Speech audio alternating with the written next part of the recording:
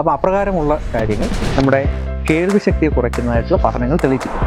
നമ്മളിന്ന് നമ്മുടെ നാട്ടിൽ ഒട്ടനവധി ഹിയറിംഗ് എയ്ഡുകൾ വിൽക്കുന്ന സ്ഥാപനങ്ങളുടെ പരസ്യങ്ങൾ കാണാറുണ്ട്. എന്താണ് ഇതിന്റെ പ്രധാന കാരണം? ഇന്ന് ഏറ്റവും വലിയ വില്ലനായി വരുന്ന ഒരു കൊച്ചു സാധനമാണ് ഇയർ പോഡ് അല്ലെങ്കിൽ ഇയർ ബഡ്. ഇത് നമ്മൾ എൻ്റർ ചെയ്ത് സക്ഷനോടുകൂടി നമ്മുടെ ചെവിക്കുള്ളിലേക്ക് കടത്തി വെക്കുകയാണ്. ഇതിന് അനുവദിച്ചിട്ടുള്ളത് 60 to 70 ഡെസിബൽ ആണ് കംഫർട്ടബിൾ ആയിട്ട് കേൾക്കാൻ കഴിയുന്ന വോയിസ് എന്ന് പറയുന്നത്. അൺഫോർച്ചുനേറ്റ്ലി 90 to 100 ഡെസിബിലാണ് ഇതിന്റെ മാക്സിമം വോളിയം സെറ്റ് ചെയ്ത് പൊതുവിൽ വരുന്നത്. പലപ്പോഴും നമ്മൾ വോയിസി ആയിട്ടുള്ള സിറ്റുവേഷനിൽ കേൾക്കാൻ വേണ്ടിയിട്ട് തന്നെ നമ്മുടെ വോയിസ് വളരെ ഉയർത്തി വരും. ഇത് ബ്ലൂടൂത്തിലാണ് ഫംഗ്ഷൻ ചെയ്യുന്ന ഒരു ദിവസം എനിക്ക് എല്ലാവർക്കും അറിയാം. ഇലക്ട്രോ മാഗ്നറ്റിക് വേവ്സ് ഡെഫിനറ്റ്ലി ഇതിനകത്ത് വർക്ക് ചെയ്യും. അപ്പോൾ അപ്രകാരമുള്ള കാര്യങ്ങൾ നമ്മുടെ കേൾവിശക്തിയെ കുറയ്ക്കുന്നതായിട്ടുള്ള പഠനങ്ങൾ തെളിയിച്ചിട്ടുണ്ട്. മൈഗ്രെയിൻ, ആങ്സൈറ്റി, സ്ട്രെസ്, ടെൻഷൻ പോലുള്ള കാര്യങ്ങൾ, ശരിയായിട്ടൊരു ഉറക്കം ലഭിക്കായ്മ, ഇവയൊക്കെ ഇതിൻ്റെ ഒരു ലോങ് ടേം ഡിഫിക്കൽട്ടീസ് ആയിട്ട് പലരും ഫേസ് ചെയ്തുകൊണ്ടിരിക്കുന്ന കാര്യമാണ്. ഞാൻ മറ്റൊരു കാര്യം ഇൻട്രൊഡ്യൂസ് ചെയ്യാൻ പോകുന്നത് നെക്ക് ബാൻഡ് എന്ന് പറയുന്നത് കമ്പാരിറ്റീവ്ലി സേഫ് ആണ്. നമ്മുടെ ഫോൺ ഡയറക്ട്ലി ഈ ഒരു യൂണിറ്റിലേക്കാണ് കണക്ട് ആവുന്നത്. ഇതിലും സേഫ് ആയിട്ടുള്ള സംഭവമാണ് നമ്മുടെ പണ്ട് കാലത്ത് നമ്മൾ ഉപയോഗിക്കുന്ന ഹെഡ്സെറ്റ് ആണ്.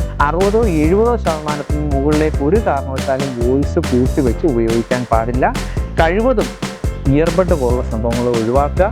ഹെഡ്സെറ്റ് ആണ് ഏറ്റവും സേഫ് ആയിട്ടുള്ള ഹിയറിംഗ് മെത്തേഡ്.